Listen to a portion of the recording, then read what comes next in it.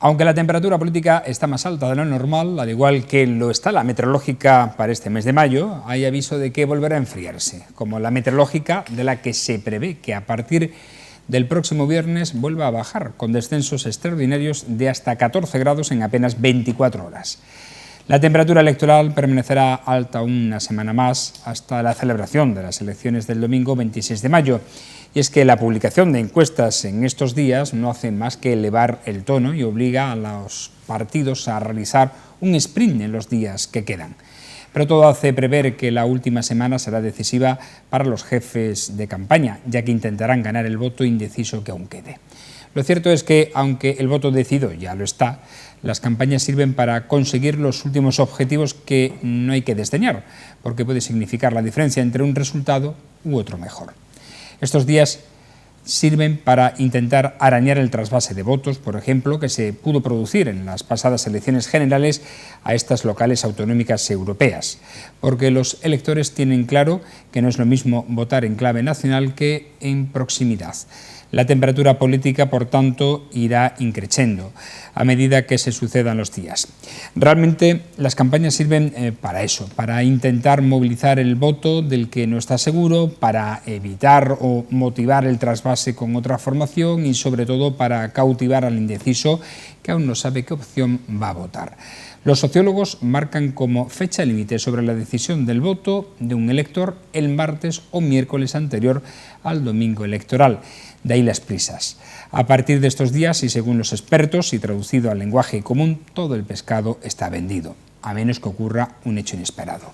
Como viene siendo habitual en los últimos tiempos, la televisión y las redes sociales serán fundamentales en esta campaña para intentar captar la atención del votante. Y la mejor encuesta será la que den las urnas el día 26, aunque suena tópico. Hasta entonces, el termómetro político seguirá en ascenso y una vez culminado el proceso electoral volverá a enfriarse, como el meteorológico. Buenas noches.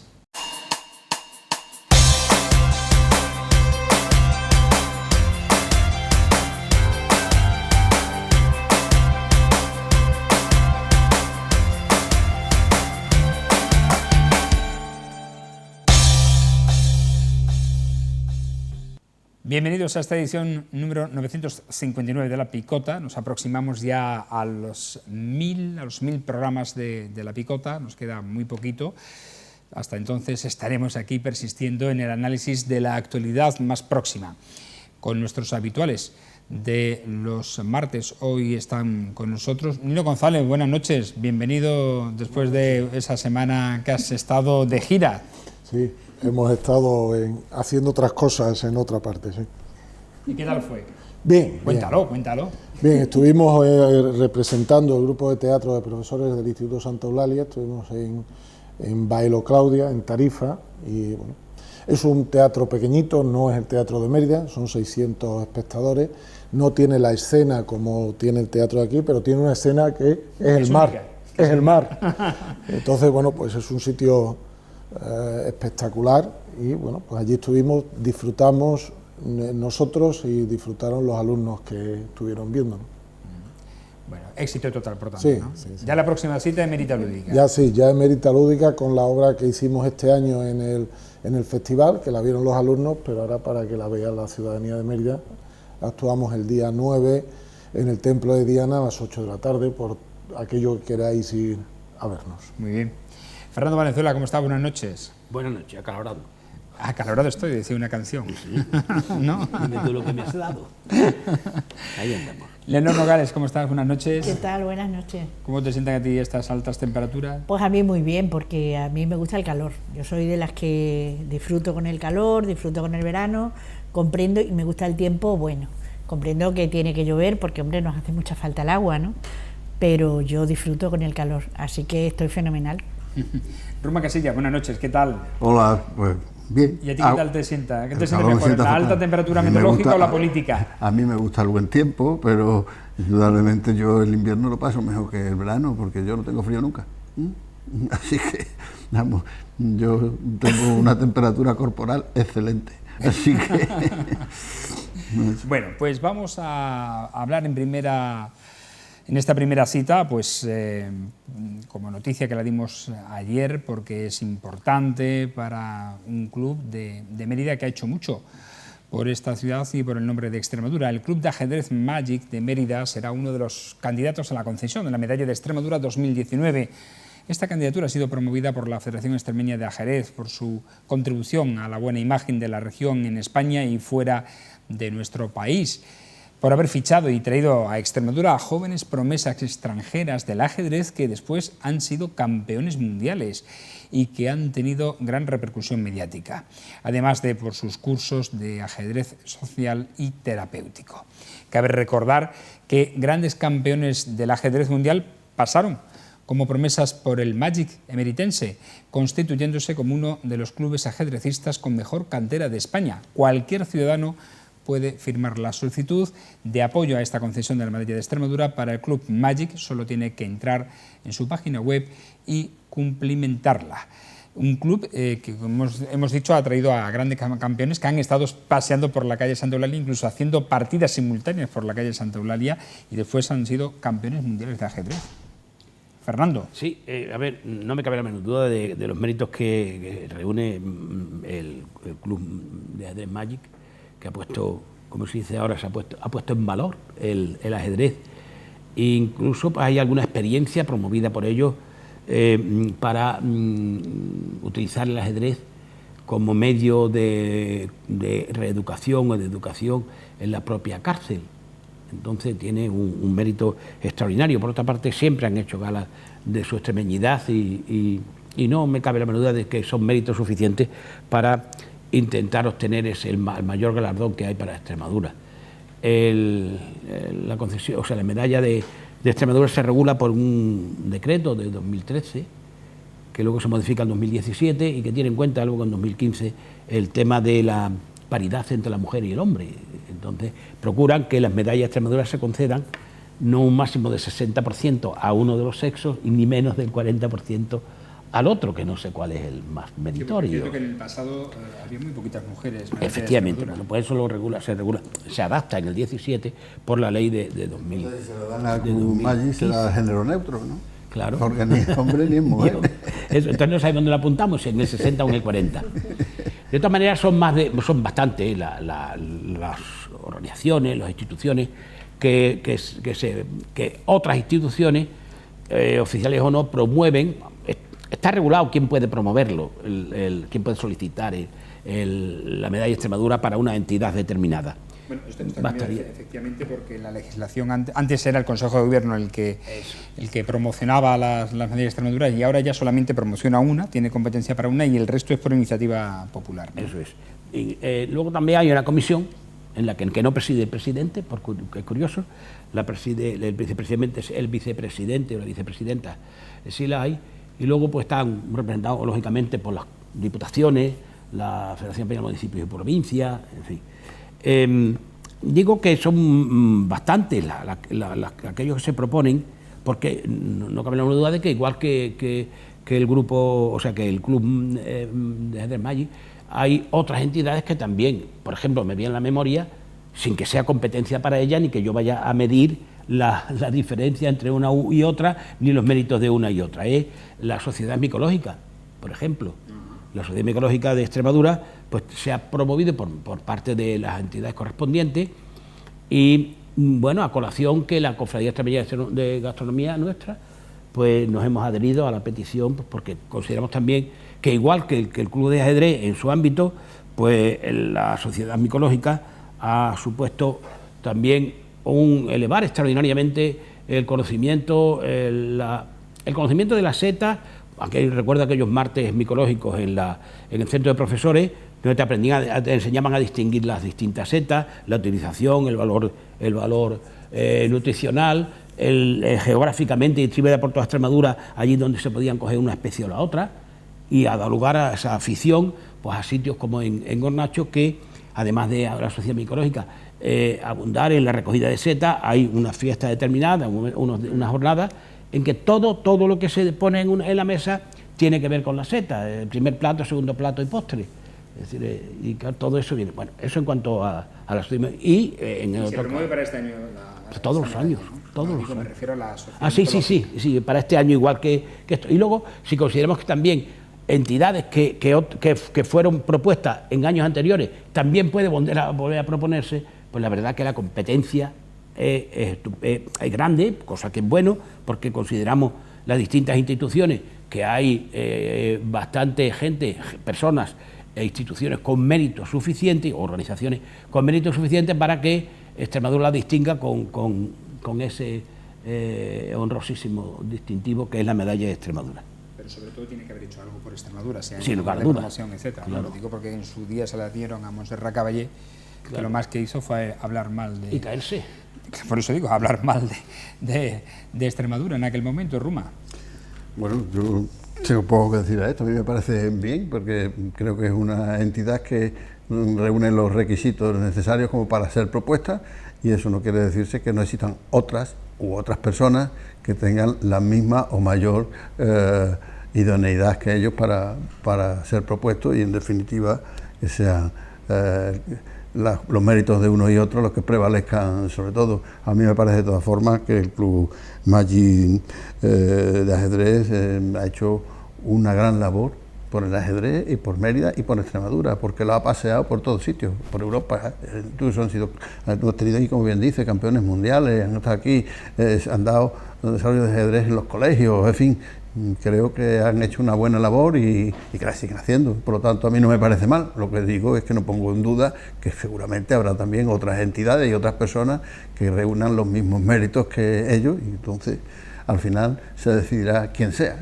Y aquí se claro. la bendiga. Nino. Sí, ojo, Club Ajedrez Maggi, méritos deportivos. A nivel Extremadura, ¿cuántos equipos o entidades deportivas han sido campeones de Europa? Pongámoslo, lo balanceamos. El Maggi ha sido campeón de Europa. Sí. Sí. Bien. ¿Cuántas entidades deportivas han sido 4 veces campeones de España? El Maggi ha sido 4 veces campeón de España. 2 veces subcampeón de España, varias veces campeón de Extremadura. En el último del año pasado fue 4º a nivel nacional. Y curioso, ¿no? ¿Qué entidad deportiva extremeña ha tenido dentro de su plantilla, permitirme, a los 2 campeones del mundo actual, primero y segundo? Sí. El tal Magnussen y Caruana, el Maggi tuvo la visión de cuando eran, yo recuerdo haberlos visto por aquí, cuando eran jóvenes, los trajo, jugaron con el Maggi, y ahora son los 2 números 1, con lo cual parece que de esto saben algo. Y no nos olvidemos también, por no hablar solo de fuera o de casa, que es un símbolo de este club, es Pérez Candelario, gran maestro que es de Zafra y que ha jugado siempre con el Maggi. Es decir, con los méritos estos deportivos, incuestionables, ¿no? Merece, hay pocas entidades que tengan tantos méritos deportivos. Podemos añadir que ya fueron medalla de plata al mérito deportivo, que tienen la insignia de oro de la ciudad. Bien, pero luego voy a la parte social. Estos señores, aparte de una cuestión deportiva, permitirme, tienen ajedrez saludable junto al CEPAP y a UPES. Trabajan en los centros de mayores de Reyes Huerta y del Calvario en Mérida, en el de Peña del Cura en Cáceres, Campo Mayor en Badajoz, en Don Benito, en Burguillo, en Los Santos y en Hervás. Tienen otro programa de ajedrez Inserta en el Centro Penitenciario de Badajoz. Tienen otro de estrategia, dentro de este mismo de ajedrez Inserta, de estrategias para futuro, y van al centro de Marcelo Nessi de Badajoz. Aparte de eso, hacen programas de ajedrez terapéutico en distintas comunidades, como el Hogar de Mayores de la Zona Sur, el Centro Ocupacional Proserpina, el Centro Residencial de Rehabilitación Grupo 5, tienen programas terapéuticos para gente de trastorno o déficit de atención e hiperactividad, ajedrez terapéutico en parálisis cerebral. Yo creo que hay pocas entidades que, aparte de lo deportivo, hagan una labor social con el deporte como está haciendo esta gente, que son referentes no solo en España, fuera de España, en México son unos referentes esta gente. Con lo cual creo que se lo merecen. Y una cosa, yo he intentado esta mañana...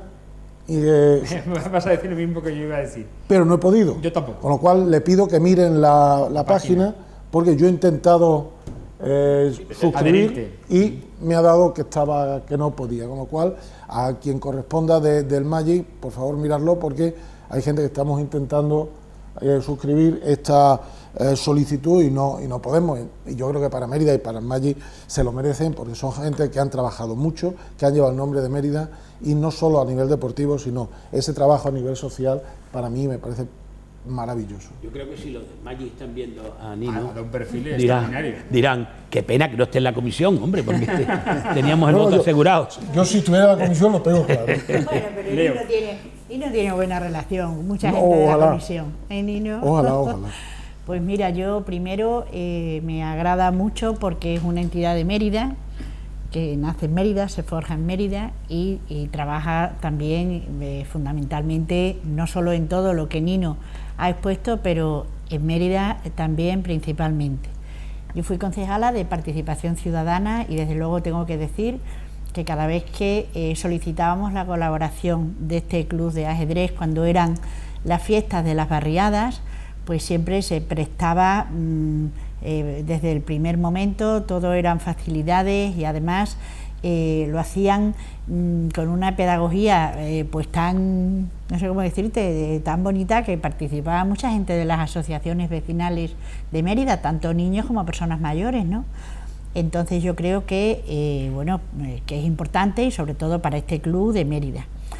También me gustaría decir que desde el año 1986, que es cuando se instituyen las medallas de Extremadura, yo estuve viendo hace tiempo la relación de personas premiadas y entidades, y desde luego hay muchísimas. Pero fíjate, sí he hecho en falta, y desde luego lo solicito desde aquí, y bueno, para que en un futuro quien tenga que promover estas cosas pues lo intentara, ¿no?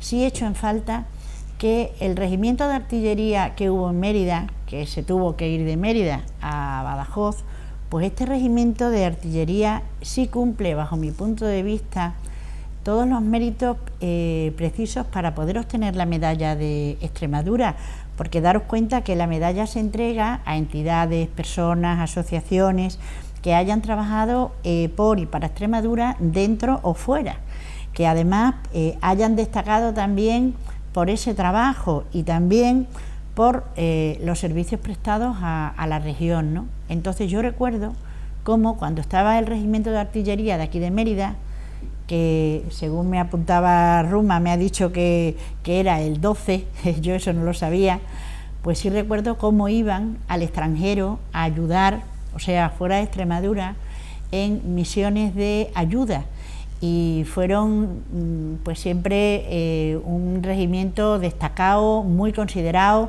y con un trabajo de primerísimo nivel. He observado cómo la artillería en Extremadura no ha tenido muchos reconocimientos. Sí hay reconocimientos de clubes deportivos, muchísimos, de personas, de entidades, hasta como decíais de la cantante Montserrat Caballé. Pero sin embargo, este regimiento de artillería de Mérida, que tuvo que irse, trasladarse a Badajoz, pero que siempre trabajó fuera de Extremadura en estas misiones humanitarias, pues yo sí pienso que es un motivo importante para que se les tuviera en cuenta. El hecho de que ya no esté en Mérida no quiere decir que no hizo el mejor trabajo que supieron y pudieron, ¿no? Y entonces yo creo que esa ayuda humanitaria que Extremadura brindó fuera y que desde luego abanderaron personas de primera fila, en beneficio de esa comunidad a la que acudían, pues yo creo que sí merecen este regimiento, este reconocimiento, aunque el regimiento ya no esté en Mérida, pero creo que sí lo merece. ¿Algún apunte sobre esto? No, hemos destacado que hay muchas organizaciones que sí lo merecen, ellos, una de ellas. Yo, bueno, todo esto que nos ha dicho Leo, pues bueno, en parte tiene razón, o sea, de que ha hecho todos esos méritos, sí, pero entiendo que al fin y al cabo es una institución del Estado que está cumpliendo con su labor y que no solamente puede merecer el regimiento de artillería que hay aquí en Mérida, ahí tiene, por ejemplo, en infantería el regimiento Castilla de Badajoz, que ha estado en innumerables situaciones y demás, y no es, yo creo que no es precisamente, sin quitar mérito al ejército, ni mucho menos, al revés. Pero creo que la medalla de Extremadura no está instituida para este tipo de instituciones, o sea, de instituciones que son más bien de carácter público y obligatorias del Estado, es decir, que algo tienen que hacer de su misión lo que están haciendo y que la cumplen bien, pues encantado de la vida, eso es lo que tenemos que hacer y agradecérselo. Pero yo me parece que no es precisamente la medalla lo que reconocería eso. Hombre, yo si lo he puesto encima de la mesa es porque, como he dicho, en el año 86 se instituye la medalla de Extremadura y viendo a todas las personas que se la han entregado, he observado que se le entregó a un general de división. El motivo no lo pone, sino general de división, fulano de tal. Bueno, pues si se le entrega a un general, ¿por qué no se le va a entregar al resto de la tropa? Porque no se le va a entregar al resto? Yo no digo que no, además no te estoy diciendo que no, pero lo que estoy diciendo es general, pero habría que ver exactamente qué circunstancias han concurrido en ese general, es decir, porque es una medalla que puede ser a título personal y luego puede ser general, como puede ser abogado, o como puede ser conductor de autobuses. Sí, pero como yo te he puesto de ejemplo y me lo habéis puesto vosotros también, el nombramiento de Montserrat Caballé, pues perdona que te diga, o sea, ya desde ese momento pues yo apunto a que hubo un regimiento de artillería en la ciudad de Mérida que desde luego salió de Extremadura y abanderó el trabajo de esos militares extremeños, ¿no? Se ha dado también a la Guardia Civil, en otro momento he visto que se le ha dado también a la Guardia Civil, se le ha hecho un reconocimiento. Pues a mí me gustaría que se le hiciera por el 175 al regimiento de artillería de Mérida. Yo creo que cumplir con las entidades como el ejército y tal, o sus unidades del ejército, tienen otras vías, como por ejemplo, pues no sé, regalarle el pendón de la ciudad, o bien el pendón, un guión que representa Extremadura. Quiero decir que va más bien por ahí que por lo de la medalla de Extremadura. Y es verdad que antes de la regulación de 2013 las concesiones eran muy arbitrarias, prácticamente las decidía el presidente y punto. Ponía el dedo y allí donde el dedo caía la medalla. Bueno, ahora también hay algunas que directamente las puede conceder el presidente. Sí. En definitiva, aunque no está en la comisión, me parece a mí que su ánimo, su Deus ex machina colocado allí, pues está presente, ¿no? Pero vamos, está la comisión que defenderá las cosas. Pero quiero decir que bueno, que ahora entra más y las últimas medallas, si observamos las últimas que se han concedido, pues son todas instituciones que hacen una labor extraordinaria, o por ejemplo, pienso en Placeat de Plasencia, que lo lleva mi amigo Paco Valverde, y no sé, a una monja que hace una labor fabulosa por ahí en otros países. Quiero decir que ya tienen ese color más social que tenía que antes tenía un color más espectacular, es decir, una relevancia más bien, diríamos, mediática o social, y se le concedía por esas razones. Ahora, yo me parece a mí que son con otro criterio, y ya digo, pues no desde esta regulación del 2013-2017, que tienen que ver con estas cosas. Yo no entro en eso, yo simplemente, como nos está viendo gente de Mérida, que voten al Maggi. Y yo también. Cuando sea otro, pero ahora, como lo que podemos es al Maggi, yo le pido a la gente de Mérida que entre en la página, si la han arreglado, y que voten al Maggi, pues yo creo que el Maggi se lo merece. Sí, bueno, hablamos de otro tema. Por cierto, solo se quedó, curiosamente, un año desierto la medalla. El siguiente al de la institución fue en 1986, cuando se otorgaron por primera vez, y por primera vez el primer galardonado fue el rey Juan Carlos I, y en el año 87 quedó desierto, no se le entregó a nadie, no lo sabía que había un año que había quedado desierta la medalla de Extremadura. No se pondrían de acuerdo. Pondrían de acuerdo. Y al final dirían, mira, a nadie. Tenía en la cabeza mi amigo Rafael Ortega. También. A Rafael Ortega, aquí lo estaba viendo, se le dieron. Se le dio, cierto. A la reina Sofía también se le ha concedido, es que hay muchísima gente que se les ha concedido. Bueno, ¿habéis tenido un niño recientemente? Nietos sí. Bueno, pues tú no tanto, pero yo supongo que tu hija sí que sabrá el coste que lleva implícito el mantener un bebé en el primer año de vida. Lo decimos porque, según un informe que se ha publicado en la revista en el número del mes de mayo de la Unión de Consumidores de Extremadura, las familias gastan en torno a 6.300 euros en el primer año de vida de un bebé. En el estudio presentado este lunes en rueda de prensa en Mérida se han analizado los precios de las cunas, los colchones de las cunas, los cochecitos de paseo, bañeras, sillas, las sillas para los coches, para los automóviles, seguridad, elementos de seguridad, botiquín, aseo, ropa, pañales, alimentación, vacunas, guardería y otros accesorios como biberones. Se han descartado artículos de lujo, aún así afirman que han observado, por cierto, precios desorbitados en artículos de primera necesidad y en este punto han hecho un llamamiento a las administraciones para que se incentiven las ayudas a la natalidad, que solo el año pasado, recordamos, descendió un 6%. Y cogiendo una media de precios y excluyendo los artículos de lujo, da como coste, sumado todo eso, incluido el coste de guardería, 6.300 euros el coste que tiene el mantener un bebé. Estamos hablando de que es la mitad del sueldo neto de un extremeño medio, de un año, o sea que es una cantidad importante. Ruma. Bueno, pues evidentemente si se quiere incentivar la natalidad, cosa que necesitamos con mucha urgencia, indudablemente hay que favorecer el que se puedan mantener a los críos que nacen, ¿no? Eso no cabe duda. Me parece una barbaridad lo que hay que gastarse sin apoyos prácticamente institucionales, o los apoyos muy cortos. El único apoyo es el de la familia. Exactamente. Y los amigos que normalmente les suelen regalar parte de estos artículos. Me parece que hay que mentalizarse en una cosa, que la fiscalidad es importante tenerla en cuenta estos efectos, porque la mayor parte de estos artículos que se están diciendo aquí están grabados al tipo del IVA superior al 21%, cuando tenían que estar o exentos o al 4%, que es lo mínimo, es decir, si se quiere apoyarlo eso.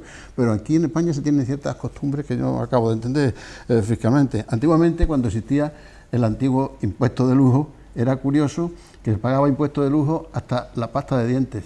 Eso era un artículo de lujo, limpiarse los dientes era un artículo de lujo. La pasta la gente no solo lavaba, y entonces era un artículo de lujo. Claro, efectivamente. Es decir, que hay que mentalizarse que hay que poner la fiscalidad más baja a las cosas más perentorias, las cosas más necesarias. Y creo que incentivar por este lado la natalidad es importante y sería necesario. A ver, Nino. Sí, vamos a ver. Yo aquí, de los precios me ha llamado la atención, ¿vale? Me ha llamado la atención porque es una pasta, ¿no? Sí. Veo que parece ser que el primer año una familia se gasta 650 euros en pañales. Sí, están carísimos, ¿no? Un cochecito vale... Pero esto es un precio medio, porque si quieres los todo, y digo la marca, vale mucho más. Veo que hay un mínimo y un máximo y he cogido el medio. El cochecito, a mí eso de los cochecitos me ha llamado siempre mucho la atención. Vas a comprar un cochecito y es turbo. Tiene ABS. Y te cuesta el medio 700 euros. Con lo cual, evidentemente, los precios en esta sociedad en la que estamos son importantes, 6.300 euros para un bebé. Sí. Quien tenga 2 bebés ya no son 700 euros. Ya por pañales, imagínate. Hay que decir, el mayor coste son pañales y alimentación, evidentemente. Si sí, no tiene pero este no, dice el primer año. El problema es que luego hay un segundo, un tercero. Sí. Claro, y es que luego he visto por ahí que cuando pasas de 13 años ya no son 6.300, sino se va por encima de los 7.500. Lo sabemos algunos, todavía recordamos cuando son adolescentes, y barato me parece. Con lo cual, un dinero. ¿Qué hay que hacer entonces? Pues es evidente, tenemos un problema de natalidad en este país, ¿no? Hay un problema de natalidad que tiene varias ramas. Una, hay que quitarse de aquí el hecho de que parece que cuando una mujer se queda embarazada tiene un problema a nivel laboral, ¿no? Una mujer se queda embarazada y está en el disparadero a que si hay que echar a alguien de la empresa, se echa a ella. O si hay que contratar a alguien y aparece una mujer y está embarazada, pues ya queda fuera. Eso hay que quitárselo de la mente, porque una mujer cuando se queda embarazada no está enferma, está embarazada solo y se pasa, no está. Y entonces, aquí, aparte de cambiar eso, lo que me llama la atención también es que, viendo que a nivel nacional tenemos un problema, no se ponga remedio a nivel de lo que se está haciendo en Europa. Y me ha llamado la atención que en España gastamos 1,4 del PIB en familia y niños, y en Europa se está gastando un 3,5% del PIB. Y uno se va a... Os pongo un ejemplo simplemente. Finlandia, ¿vale? Las mujeres finlandesas disfrutan de 105 días pagados al 80%. 105 días pagados, su sueldo al 80%. En España parece son 3 meses, ¿no? 4, 100 días. Bueno, ya tienen algo más. Los padres en Finlandia 18 días nada más. Además pueden compartir 23 semanas más. Hay una ayuda directa del Estado de 140 euros al mes, más suplementos, más guarderías gratis, colegio, la educación secundaria y la educación universitaria. En Suecia la madre disponen de 480 días después del parto, con una reducción del 80% durante el primer año. Es decir, estando... En los países escandinavos hay incluso ayudas hasta los 18 años. Sí, todos estos que te estoy diciendo, todos reciben en Finlandia los 140 euros al mes hasta los 18 años, en Suecia reciben 115 euros mensuales hasta que se cumple los 18 años. En España me parece que aquel que tiene una renta inferior a 12.000 euros le sale así como algo, me parece que son 24 euros al año. Aparte de, es decir, yo no digo que ese sea que alguien vaya a tener o vaya a tener niños, pero ayuda. Si tú tienes unos servicios de guarderías, de escuelas infantiles, de educadores sociales a cual te puede ayudar, si tienes unos ingresos todos los meses por tener un niño, y sobre todo compartes hombre y mujer para que la carga no solo sea la mujer, porque luego vemos, hay una cosa que en España vemos que hay, un ejemplo, muchas juezas, pero luego ves el Consejo General del Poder Judicial y no llega ninguna. ¿Qué pasa? ¿Son las torpes? No. Que normalmente la mujer a una determinada edad decide ser madre y, digamos, corta su carrera. Bueno, pues tendremos que hacer que eso no sea así, que también entremos el padre en este asunto, para que el ser padre-madre no sea una cosa de una, sino de dos, porque si no, ya sabemos, lo hemos hablado aquí otras veces, la mujer española decide ser madre sobre los 31 o 32 años. Wow. Por el problema de los trabajos. Por eso, entonces, si unimos dinero y trabajo, aquí hay que hacer algo. Y además, si otra gente lo está haciendo, Portugal ha cambiado de un año para acá, si otra gente lo está haciendo, España tiene que empezar a ver una política natalista distinta a la que estamos haciendo. Ya mismo, te digo, porque el año pasado un 6% bajó la natalidad. Y si ves por ahí los datos en Extremadura de los últimos años, la natalidad desciende, la mortalidad asciende, nos estamos haciendo viejos. Hay que poner remedio. Leo. Efectivamente, yo considero que el problema que tenemos de despoblación es importantísimo, no solo en Extremadura, sino en el resto de España.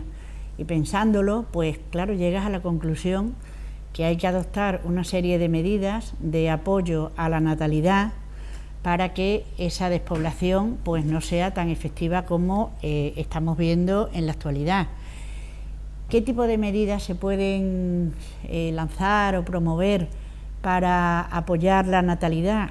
Pues yo pienso que una fundamentalísima, a la vista de los gastos que tiene el primer bebé, que nos están diciendo que en gastos de todo lo que se compra son 6.000 y pico euros, pues una de las medidas más importantes es dar una ayuda desde el Estado para promover esa natalidad. Yo he estado echando un vistazo a toda la información en la Comunidad Económica Europea y desde luego, para desgracia de las españolas y los españoles, pues España es el país que tiene la asignación, uno de los países que tiene la asignación más baja por hijo de toda Europa. Entonces, claro, si desde el Estado no se ayuda a los padres y madres económicamente para que puedan sostener todos los gastos de esos bebés recién nacidos y luego a lo largo de los años, pues difícilmente vamos a obtener cada vez más población en España. Si lo miramos por países, es que llama verdaderamente la atención. Al mes, por cada hijo, por poner un ejemplo de lo que yo he estado viendo, en Luxemburgo se dan 216 euros al mes por cada hijo, en Bélgica 112, en Alemania 184, en Austria 131 euros al mes. Pero es que no queda ahí la cosa. Yo digo, bueno, pues voy a hacer un cálculo, porque si se tuvieran varios hijos, ¿qué os tendría una familia? Porque hoy en día dice, sí, si no puedo mantener a uno, voy a tener 4. Te están diciendo, ¿por qué? Porque es que no se le ayuda ni para ese uno. Entonces digo, bueno, pues yo voy a hacer un cómputo de 4 hijos. Pues un cómputo de 4 hijos en Alemania supone que se le daría a esa familia todos los meses 813 euros. En Turquía es mucho más bajo, lógicamente, por su situación, pero se les daría todos los meses 261 euros. Y luego hay 3 países... ¿En Turquía Sí, en Turquía el primer hijo se les da 45 euros. Sí que están más adelantados que nosotros. A medida que se van teniendo más hijos, se les va dando más dinero. Por el segundo ya le dan 60,28 euros. Por el tercero ya le dan 90 euros. Y luego aparte se les da una asignación de 20 euros al mes, independientemente si tienes 1, 2, 3 o 4. Pero hay 3 países que me han llamado la atención. Al igual que Nino hablaba de Finlandia, pues yo puedo hablar, para que toda la gente lo sepa, pues de Reino Unido, de Irlanda y de Dinamarca. En Reino Unido se dan 276 euros al mes durante 16 años. O sea, estás ayudando en toda la etapa, no solo de recién nacido ese niño, sino a toda la etapa de la educación infantil, la primaria, hasta los 16 años. En Irlanda, durante 18 años, se están dando 560 euros al mes. Durante 18 años, o sea, es que ayudas a lo largo de toda la vida, llega hasta la adolescencia. Y en Dinamarca, bueno, eso ya es fuera se sale de la tabla, ¿no? En Dinamarca, si tienes 4 hijos, se están dando 9.680 euros al mes. Por los 4, durante 17 años. Pero entonces, ¿cuánto gana? Es que me ha llamado... Si eso es lo que gana por hijo, ¿cuánto gana entonces esa persona? Lo que pasa es que dice que si los padres ganan más... Tener 4 hijos. Si los padres, ya tenés que seguir trabajando. sí, pero atiende, en Dinamarca, si los padres ganan más de 102.730 euros, entonces esa cuantía de ayuda de 9.680 euros se reduce. Y además tienen que tener trabajado en Dinamarca un mínimo de 6 años para poder recibir estas ayudas. O sea, no cualquiera que llega recibe el dinero, sino que tienes que tener en Dinamarca trabajado 6 años para estas ayudas. Luego, en Francia, por ejemplo, las ayudas no están supeditadas a los recursos económicos de una familia. O sea, independientemente de lo que gane, en Francia se están pagando 464 euros. Claro, después de ver todo esto, pues entonces tú dices, pero ¿cómo vamos a combatir nosotros la despoblación en España? No fomentamos la natalidad, no ayudamos a las familias. Claro, o sea, es que estamos haciendo precisamente una política antinacimiento, porque se lo estamos poniendo tan difícil a todas estas parejas jóvenes y no tan jóvenes que quieren tener hijos y que son los que el día de mañana, pues lógicamente fijarían la población de una comunidad autónoma, fijarían la población de los pueblos. Pero claro, para eso, pues o bien las comunidades autónomas o bien el gobierno de la nación se tienen que echar hacia adelante y tienen que empezar a dar ayudas económicas. Y ayudas económicas no a un bebé recién nacido, no. Yo pido, igual que en el resto de Europa, hasta los 16 o 18 años, y cuando tú a todas esas familias les ayudes hasta que esos niños tengan 16 o 18 años y les hayas facilitado con ese dinero, pues la educación infantil, la primaria, la ropa, todo el material escolar que necesitan, las cunas, los coches, claro, es que con ese dinero tienes muchas facilidades para sacar a tus hijos adelante. Entonces, por ahí es por donde tendríamos que ir, no solo los extremeños, sino el resto de los españoles. Una pregunta, Ruma. Aproximadamente, no sé si habrá cambiado, pero ¿cuál es la deducción por hijo en renta, en impuesto sobre la renta? Pues ahora mismo, si quieres, me coge fuera de juego, no te lo puedo decir, pero creo que la deducción son deducciones además de la base imponible, o sea que son deducciones de los ingresos, no son deducciones, como decía antes, sobre la cuota a pagar, sino sobre los ingresos. No sé, son 3.000 euros, puede ser, no recuerdo ahora mismo exactamente. Pero sobre los ingresos. Sí, no sobre los ingresos. Antes, no hace mucho, se estaban haciendo las desgravaciones, se hacían, todas estas desgravaciones de ayuda se hacían sobre la cuota, es decir, el mismo te salía un porcentaje a pagar, a contribuir, sobre el porcentaje a contribuir te deducía por hijos una cantidad determinada de la cuota, pero ahora no, son sobre los ingresos, van reduciendo la base imponible. Un detalle, en Finlandia, cuando nace el niño te regalan, comillas, una caja. La caja es la cuna, llena de la ropa y tal, y la gente usa esa, comillas, caja, que no es la caja, es la cuna, pero tienen hecho un modelo en el que ya todo el mundo va, con lo cual, de todo esto que teníamos aquí apuntado, los finlandeses ya de varias cosas no se preocupan. Porque, aparte de la ayuda que le dan. Sí, aparte de la ayuda que le dan. Es evidente que cuando uno tiene un problema, como tenía el norte de Europa, tenían que ponerle soluciones. Y en España tenemos un problema y no acabamos de poner... Es decir, la media en España es de 1,4 hijos por familia. Si se supone que se necesitan 2, la tasa de reposición no llega, que la tasa de reposición tendría que ser 2,2 hijos por familia. Y tenemos 1,4, con lo cual... Sé que no es válido, es decir, nos está faltando 1,7, 1,8 español por cada uno. Entonces, claro, pongámosle remedio. Y dicen, ¿todo es dinero? No todo es dinero, pero ayuda. Pero ayuda. Aparte del dinero, teníamos que hablar de las escuelas infantiles, que fueran y que hubieran para todos, y de hablar de que la mujer tenía que tener toda una serie de ayudas para, sobre todo, mentalizarnos que el quedarse embarazada no es un problema, sino que es un hecho normal. Pero durante años, que no sea como es en la actualidad un pago único, en España es un pago único, se te da una ayuda por 2 hijos, va en función, 2 hijos, pues 4 veces el salario mínimo interprofesional del momento, 3 hijos, 8 veces el salario mínimo y 4 hijos, 12 veces el salario mínimo.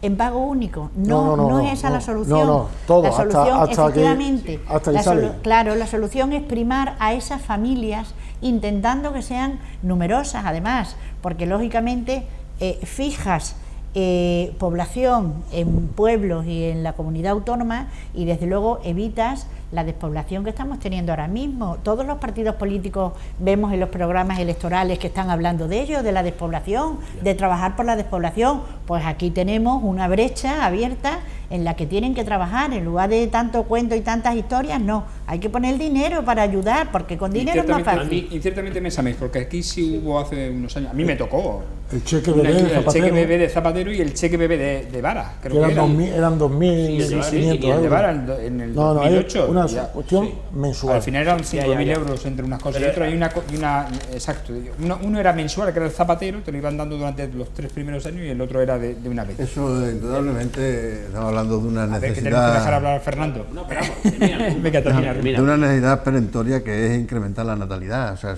si no incrementamos la natalidad, indudablemente esto terminará convirtiéndose en un país multirracial y seremos colonizados, no nos cabe la menor duda sobre eso. Y hay que ponerle remedio a estos asuntos. Lo que pasa es que estamos hablando todos de unos apoyos determinados que a todos nos parecen fenomenales, e incluso algunas veces nos puede parecer hasta escasos, ¿no? Y digo yo que para hacer todo eso, solamente para hacer ese plan, habría que tratarse también de un profundo plan de reestructuración de la fiscalidad en general, porque ¿de dónde se va a salir el dinero sino para pagar eso? De la fiscalidad y de la estructura de gastos del propio Estado. La estructura de gastos del propio Estado. Es decir, no solamente se consiguen las cosas incrementando la fiscalidad, se puede conseguir las cosas, mayores ingresos, pues distribuyendo mejor la carga entre todos, pero además también tratando de corregir los déficits de estructura que tiene el Estado, que provocan unos gastos extraordinarios sin que se meta nadie en mano en eso. Yo creo que es necesario reorganizarse y decir, porque es lo más difícil. Elevar el impuesto es lo más fácil, aunque sea impopular, pero meterse a fondo a a reducir gastos, a reestructurarse todo, eso es más complicado. Y yo creo que es necesario, mientras que no se empiece por ahí, es junto con la reestructuración de una fiscalidad, contemplarla de nuevo, una fiscalidad global, poco vamos a conseguir, porque todo es mucha buena voluntad, pero ¿de dónde? A ver, Fernando. No, digo que, verá, a mí es que me encaja mal el tema este. O sea, viendo lo que algunas cifras de las que ha dicho Leo, resulta que si no ganas más de 100.000 euros, la ayuda, si gana más se la recortaban o tal, ¿no? Pero si gana, por ejemplo, la gente que gana... En Dinamarca. Si gana, por ejemplo, 90.000 euros, por decirte algo, y le dan eso, 90.000 euros supone ganar 6 o 7.000 euros mensuales. Si le dan los otros 8, son 14.000 euros. Entonces en Dinamarca todo el mundo es rico.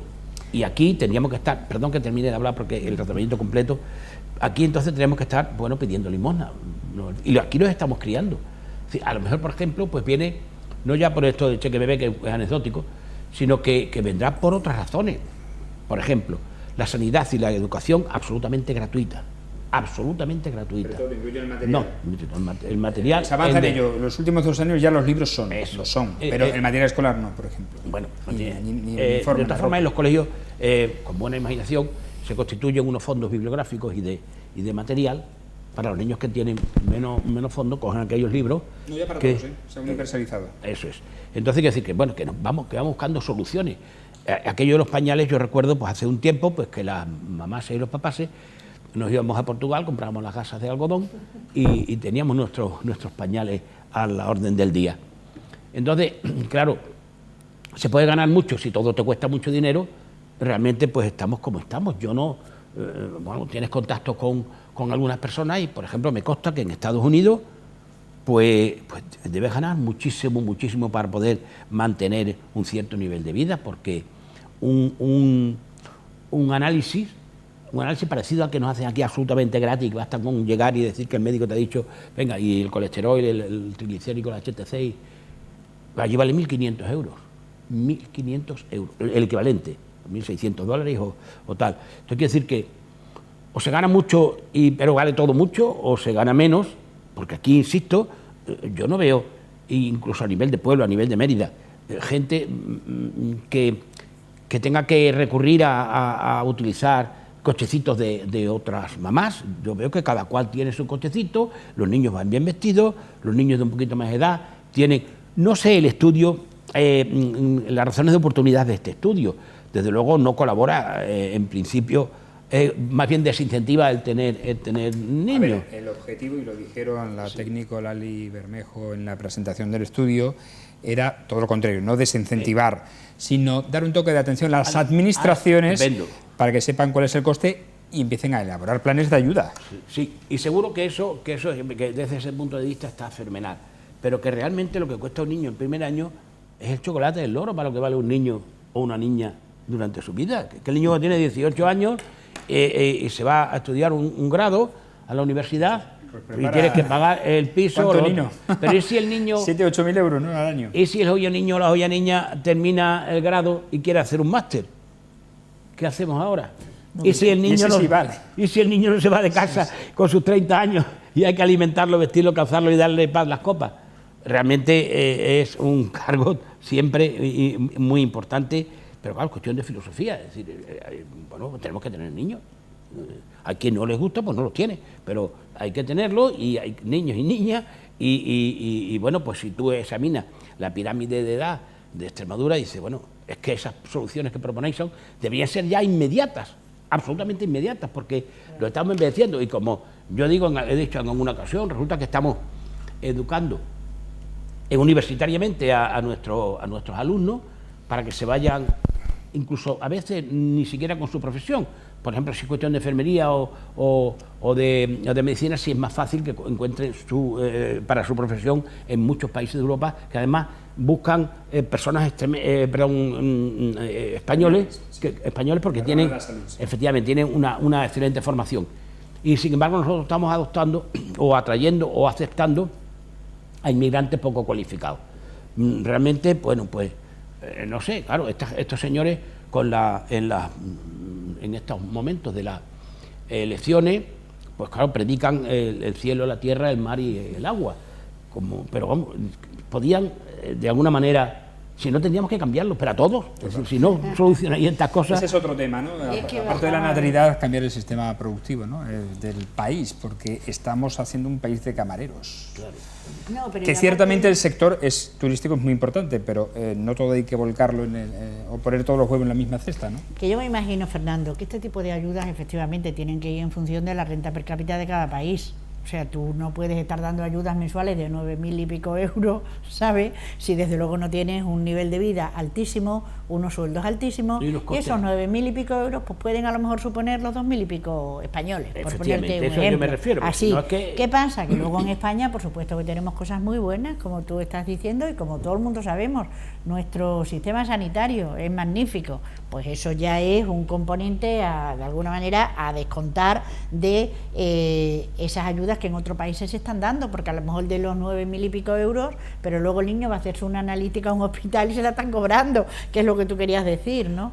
Entonces me imagino que va en función de la economía de cada país, y desde luego sí me parece muy acertado lo que dice Ruma, que hay que hacer una revolución fiscal donde primero que esto se aborde de manera inmediata y cuanto antes, porque es necesario, y luego para que efectivamente la economía de un país, pues para mí es tan sencillo como la economía de una casa. O sea, luego, si yo estoy, estoy gastando aquí, tengo que quitar de aquí, así de claro. Luego entonces que se pongan los técnicos a trabajar, que para eso los tenemos, el alto funcionariado, que para eso los pagamos, que estudien fiscalmente cuál es la situación española y que nos den una solución a que a ver por qué España es la que menos ayuda le estamos dando a los españoles cuando el resto de Europa se lo pueden permitir. Sí, y yo pienso que incluso no sería, o sea, a la hora de decidir si tener una familia, no es tan importante el hecho de este primer año, o no tal, del coste del mantenimiento del niño.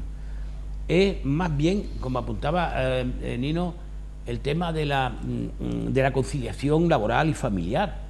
Es decir, que es que si la mamá y el papá trabajan, de no ser que estén los abuelitos ahí al lado, pues tienen muchísimas dificultades, dificultades. Pero en Europa te dicen que con estas ayudas están pagando una educación infantil, que a lo mejor hay padres que no se la pueden proporcionar a sus hijos. ¿Sabes lo que te digo? Una serie de ayudas, de guarderías, de muchas cosas que están utilizando este dinero para eso. Pero y aquí como como las no tenemos gratis con un nivel de renta. Sí, bueno, pero aquí es que hay países donde la renta ni se mira. Lo que se intenta es conciliar esa vida laboral y profesional y que desde luego fomentar la natalidad. Y para eso lo que están poniendo es dinero a las parejas que quieren tener hijos. Yo creo que aparte de dinero, que es verdad, estoy de acuerdo con Ruma, de fiscalidad y otras cosas que hay que hacer y que a lo mejor no cuesta tanto dinero. Y a mí creo que es importante los permisos paternales, que el hombre también tiene que ser partícipe del nacimiento del niño. Yo no sé si hay que llegar al caso austríaco. En Austria el permiso de los padres de 1 año y el de las mujeres de 4 meses. ¿Cómo? Sí. Los padres pueden tener 365 días de tiempo de permiso y las madres 112. No creo que haya que llegar a eso, pero por lo menos igualdad, para que vuelva a lo mismo, el que tener que contratar a una mujer no sea un problema, sino que el problema es el mismo, a una persona de 30 años que quiere tener un hijo y que no creo que sea un problema, pero que sea igual para el hombre y para la mujer, con lo cual lo de los permisos de maternidad y paternidad yo creo que es esencial. Y luego, otra cosa que decía Fernando, hay un problema, el niño crece y tenemos los llamados niños llaveros, ¿no? Al que se le da la llave, ¿no? Porque claro, como tú dices, en las grandes ciudades la vida laboral termina a lo mejor a las 6 de la tarde y el niño sale del colegio o la niña sale del colegio a las 2, ¿qué hacemos con el niño? Si no tenemos abuelo, ¿no? Le damos la llave para que tenga... Entonces los niños son responsables de más tiempo. Y por escenificar un problema, por daros unos datos, en Extremadura, hace 4 años, pueblos que tenían los niños menores de 10 años. Berrocalejo, 2. Cabañas del Castillo, 3. Campillo de Deleitosa, 1. Marchagaz, 3. Pescueza, 2. En la provincia de Badajoz, el Carrascalejo, 1. Casas de Reina, 5. Santi Espíritu, 10. Estos pueblos, con ese número de niños, están abocados a desaparecer. Entonces, si tenemos un problema, pongámosle remedio, porque es que si no, dentro de 3 años va a ser mucho más caro que ahora, y conforme vayamos dejando va a ser mucho más caro, porque seremos más mayores. Evidentemente, las ayudas en el entorno rural son, si cabe, más necesarias incluso, hay que doblegarlas. Bueno, nos queda muy poquito tiempo, pero estamos hablando en La Picota sin mencionar la política en la campaña electoral. ¿Cómo será eso, no?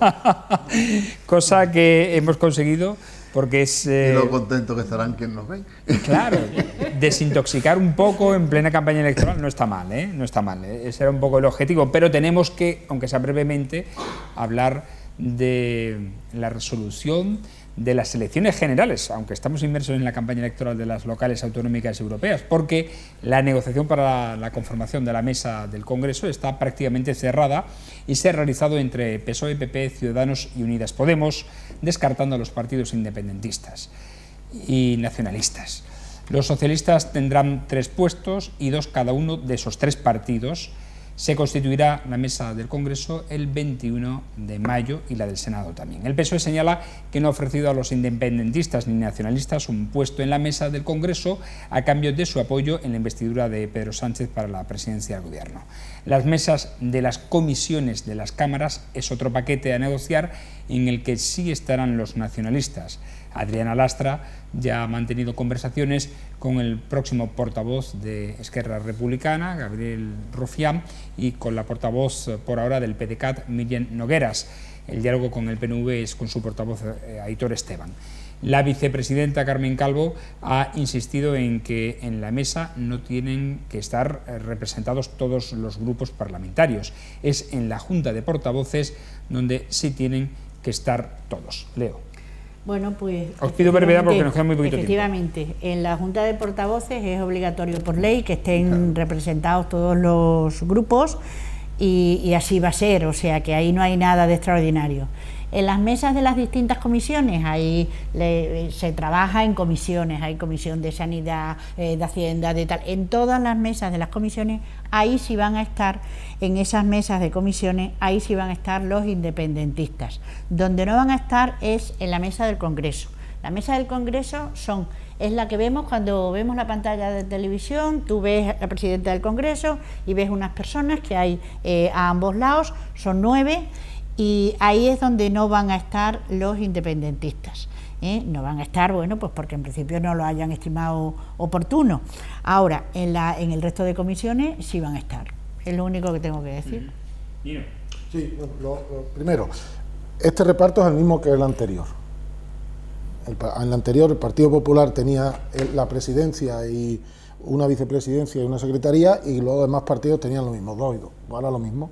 Los resultados son distintos y entonces el PSOE se queda con 3 y reparten 2 entre los demás, con lo cual es un acuerdo entre la inmensa mayoría de los partidos que están representados en el Parlamento, con lo cual la democracia tiene estas cosas. Si yo agrupo el 83% de los votos, pues puedo tomar decisiones, ¿no?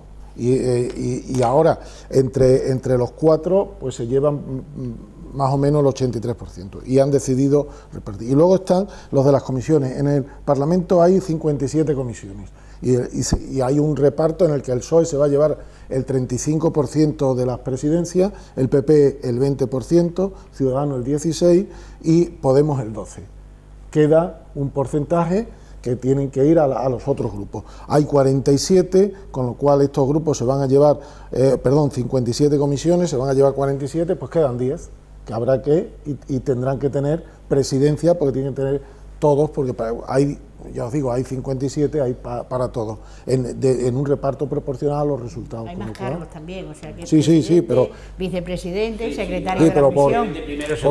Por quedar en esto, pero bueno, pues son los resultados, te los reparten, y por una vez que parece que todos están de acuerdo, pues me parece perfecto, ¿no? Hay grupos que no están de acuerdo. Bueno, lógico, pero aquí entre los grandes parece ser que han llegado a un acuerdo, y eso que vimos en los debates, que parecía que nos íbamos a morder, que nos iba a tal, y parece ser que aquí se han puesto de acuerdo en quién va a dirigir la Cámara, porque, bueno, lo que no se sabe todavía quién va a ser el presidente de la Cámara, ¿no? Hay Se por sabe ahí, quién va a ser el presidente del Senado, pero no del hay por ahí Congreso. se habla de Margarita Robles o de Carmen Calvo, pero seguro que aparecerá Yo de alguien. Margarita no he escuchado, fíjate. A Carmen Calvo sí. Yo he escuchado a... Margarita Yo creo Robles que, no. yo creo que dado que ya terminó, simplemente que Iceta, dado que Iceta, yo creo que va a ser evidentemente una mujer. Que va a ser una mujer. Una mujer, ¿no? Adriana Lastra no, porque será la que lleve el grupo parlamentario, con lo cual no está mal tirado los tiros de tanto de Carmen Calvo o de Margarita Robles. Te digo que habrá entonces un cambio en el gabinete, ¿no? Sí, De claro, Sánchez. evidentemente. Si Carmen Calvo pasa a la Si presidencia quieren del tener Congreso. una buena presidenta, que nombren a Inés Arrimada y punto. A ver, desde luego, respecto de la mesa del Congreso, políticamente lo más interesante es la mesa del Congreso, sin lugar a dudas. Y se ha Que, por constituido. cierto, ha jugado un papel importante en la última Efectivamente. legislatura. Y entonces han procurado, pues efectivamente, que haya una mayoría de izquierda en la mesa para que poder manejar pues, los asuntos que puedan pasar a comisión, los asuntos que puedan pasar a pleno, etcétera. Es que me parece absolutamente razonable en función, porque si entre los dos partidos de izquierda, PSOE y Podemos, pues efectivamente son el 50, 45 o 47, 48% de los votos. Entonces, pues me parece... 47. creo. Pues me parece muy razonable que tengan la mayoría ellos. Los otros son 5 y los otros son 4, que son 2 de Ciudadanos y 2 del PP. Claro, las comisiones es otra historia con menor peso político, absolutamente. A la presidencia la pretende absolutamente Podemos, pero absolutamente, con un interés fuera de lo común. La presidencia del Congreso. Sí. Y entrar en el gobierno no te digo ya nada. Con mucha... Porque le fue muy bien el papel que jugó cuando hicieron la moción del... No, cuando debate. en el debate le vino muy bien esa moderación y tal, y con esa moderación dice, no, bueno, van muy bien, me refiero a Pablo Iglesias, van muy bien los acuerdos, pero seguramente pues gobernaremos juntos. Eso era un cuento chino, yo lo veía y digo, pero qué teatrero, pero qué cómico es este bueno, hombre. pero a mí le sirvió. No, claro, por eso lo hizo. Mantuvo Por eso lo hacía. el tema un poco y tal. Y entonces, bueno, pues ahí estamos, hasta que no pasen las elecciones municipales, no habrá movimiento ninguno. No habrá un presidente. Bueno, sí, tiene que haberlo. El presidente del 21 tiene que haberlo. Constituir el 21. Eso, pero será del PSOE o con la aquiescencia, a lo mejor un independiente, pero con la aquiescencia del PSOE, sin lugar a dudas. A ver, Ruma. Perdona, independiente no puede ser porque tiene que ser tiene que estar en el Miembro. Parlamento. Hombre, verá, claro, Tiene que estar en el efectivamente, Parlamento. efectivamente. Tiene que ser diputado o diputada. Pues mira, a mí me parece que lo que está pasando ahora mismo con la conformación de la mesa del Congreso y demás no es nada normal, ni porque nos tengamos que sacar unas conclusiones u otras. Me parece que es un trámite lógico, normal, después de unas elecciones, porque habrá que constituir la mesa para poder constituir el propio Congreso, ¿no? Luego, y hacer la propuesta de presidente. Porque es el presidente o la presidenta del Congreso el que hace la propuesta al rey, y luego, por lo tanto, todo esto son pasos naturales y que además no hay ningún paso extraño en lo que se está dando, es dentro de la más pura lógica parlamentaria, así que de momento a callarse y a observar. Bueno, pues así nos Te digo una quedamos. cosa, creo que está siendo más problemático el dónde sentarse. Discutiendo por Claro, es que que hay 5 grupos. Claro, ya digamos, hay un grupo nuevo que tiene que ocupar que quiere espacio. también abajo, ¿no? Claro, y sabes, acordaron los problemas que hubo la última vez. Sí, con Ciudadanos. Claro, ¿dónde me siento? ¿Dónde me siento? Y parece ser que hay cierta tensión en dónde me tengo que sentar. No va a haber suficiente genio abajo para que estén todos representados. Sería, en lugar del plan horizontal del hemiciclo, un plan vertical. Y entonces mismo puesto 4 o 5, como las literas. Plano vertical. Bueno, mientras no sea como en Inglaterra, porque cuidado la que lían. Oh. Bueno, aquí hubo también en la Asamblea de Extremadura, cuando ganó Monago y fue presidente, hubo Sí, también se el movió. jaleo con el tema de la ¿Dónde posición en sentarnos? la Cámara. Bueno, ¿no? porque era la primera vez que tenían que cambiar todos de sitio, porque siempre habían estado el PSOE en un sitio y el PP en otro. Cuando gana Monago es cuando Monago va al sitio donde estaba el PSOE. Por eso es cuando venía... Sí, pero que no tiene nada que ver, porque en el Congreso están en sus posiciones, gobiernen o no cada grupo, ¿no? El PSOE a la izquierda y el PP a la derecha. Claro, Gobierne pues, quien gobierne. Aquí no, aquí se cambiaron de sitio. Bueno, nos vamos, Ruma, gracias. Hasta la próxima semana. Hasta la próxima semana. Gracias a Leonor Nogales. Hasta la próxima semana. Fernando Valenzuela, que sigas tan bien. Cuídate. Y lo mismo, Nino González. Ya estás bueno, tú no estás ya en el mundo académico, te iba a decir. No, indirectamente sí, pero no sé directamente. sé que esta semana que viene es una semana importante porque se ha acabado el segundo de bachillerato y el viernes pues prácticamente todos los institutos este año de se adelanta, ¿no? La EBAU. El viernes es la graduación prácticamente en todos los centros y la EBAU creo que es el primer martes de junio, que creo que es 3 o por ahí, o 4, no sé, el primer martes de junio. Martes 4. Bueno, nos vamos, señores, no hay tiempo para más. Agradecerles, como siempre, su atención, instándoles a que nos sigan en las redes sociales, en Facebook, Twitter, YouTube e Instagram, y alentándoles a que mañana vuelvan de nuevo fieles a la cita en torno a las 10 menos cuarto de la noche en TDT y en esas redes sociales aquí en La Picota. Hasta entonces, buenas noches y sean felices.